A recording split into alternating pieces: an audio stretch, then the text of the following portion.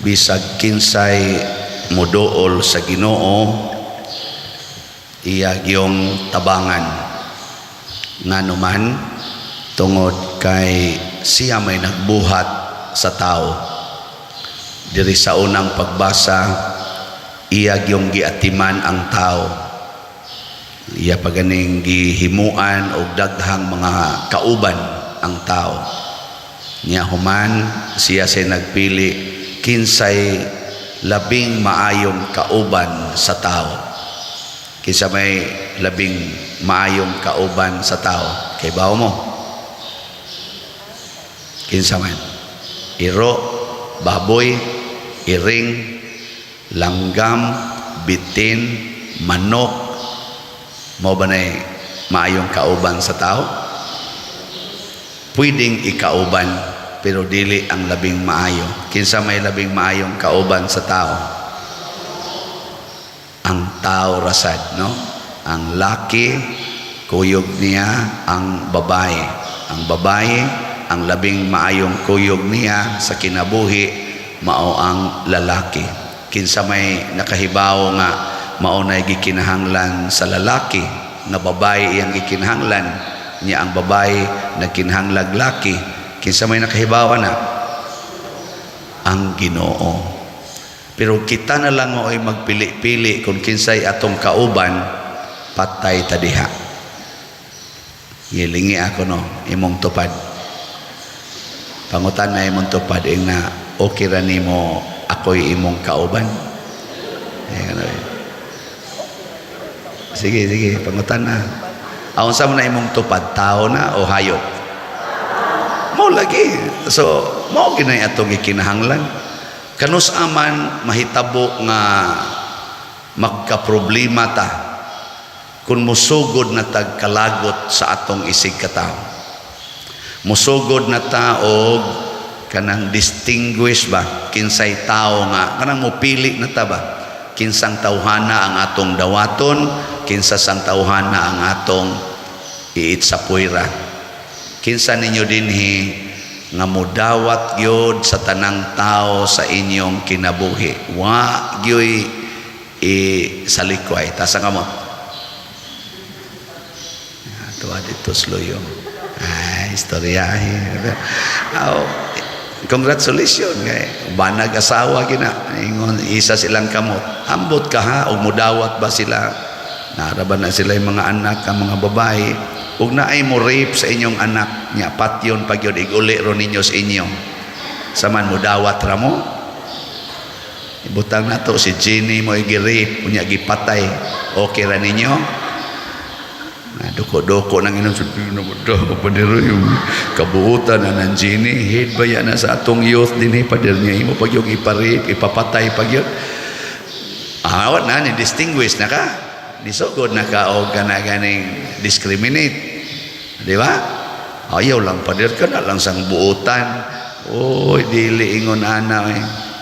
Kada tao ato ginang higugmaon muna si Jesus gihigugma niya ang mga nisunod niya, gihigugma sa niya ang mga nagsigig daot niya, gihigugma sa niya ang nagpatay niya. Si Maria mikuyog ni ining maong klasis gugma wa sa gyoy pinig-pinig ug mao ni ang tinuod nga pagtuo kana bang musunod tas gibuhat sa Ginoo murag iro. Matod pa diri sa atong ebanghelyo niingon si Jesus ang iro dili maayong hatagan og pagkaon sa mga anak. Niingon sa taon ang babae okay ra man jud ko ana sir pero ang iro makakaon man sa mumho gikan sa mga anak. Ano bang di ba kanang iro magsige ra man ginagsunod no? Iro ba namoy iro? Oh tanawa na mobitan na kanang mo anak kus kapilya mga misas kapilya nya na dayo iro musod sige hagbugaw che ana lipot ngatong iro nya balik na sad nadugay gisigi jud ko analyze ba nga maayo ba kanin bugaw ning iro no kun moanhas misa ako des lang giingnan nako ayaw bugawa ang iro bugawa ang tag-iyas iro Pangitaa o kinsay tag-iya aning iroa, maoy bugawa papulia, di ba? Ang kanang iro musunod ra gid na. Kaya sige kag bugaw sa iro, ang tag-iya di ay ang liktor. Ingon liktor sa paggawas nga mo basa pamangko. Ang iro sa madto, sa ano mo gawas ko ang akong tag-iya na adiha. Lipot ra gid na. Kanang iro musunod ra gid na. Nya kinsa may tag-iya nato be? Ang Ginoo. Ang tinuod nga tag-iya nato ang Ginoo. Muna magpakairo ta. Musunod tas Ginoo. Nya inig sunod na tos Ginoo, tagbawon tas Ginoo. Kana bitang iro nga buotan ay so sigihang ginagpakaon sa kuan tag-iya. Pero kanang iro nga buangon, oy sus ipakuha sa kanang unsay tawagan na kanang manguhag iro. Dog found. Ipakuha na dito, anibal ng iro na. Pero kanang buotan, oy hapon-hapon gina tila-tilaan ba? Luod kita na no. Pero di man sila ludon kay nga naman nasuod man. Nasuod man. Maobitan na usahay ang asawa, buwagan ang bana, ang iro mo'y kuguson. Ang bana pagawason sa kwarto, ang iro gidug sa kwarto. Unfair. Dili ba ya iro mo'y gidesign sa Ginoo nga mo'y imong perfect partner in life? Kinsa ba'y gidesign sa Ginoo? Bana. Bana. Muna kamo mga asawa, ang iro mo'y pagawasa basta musod ng bana. Ana. Kana bang bana nga maskil at pagbatasan sa iro pasudla. Nya ang iro nga murag bana og batasan pagawasa. Nga naman. Tungod kay dili to mo imong partner, iro man to kanang na ang nisod. Nga murag iro og batasan. Ang ano man di ay ang bana ra di ay mo'y batasag iro. Ang asawa sad kanus aman ang bana murag iro. Nang pataka lang. Pataka lang pangtakal dito silingan. Di ba kanang iro mangadto man sila sa silingan? Among iro sa una mawa asa man tong atong iro ato dito namiga to. Inig uli ba daghanak ing pinaakan dire. Gibugno man dito. Ana nang mga bana usahay adto ba sa laing bahay tanawa na mga bana nga murag iro inig uli ana daot kay glawas. Luspad pag yun. Ana natanawa na inyong iro nga mga adto nang ganang mga silingan kay muan dito baka na mga bayi nga namigang iro. Nawa inig uli luya kay naong inyong iro. Ana pero bisan pa man pakana nya kanus aman sad ang asawa mahimong iro murag iro siging paghot no siging paghot kanang iro sige usig tanawa di ba na yung mga asawa sige gyud usig ana.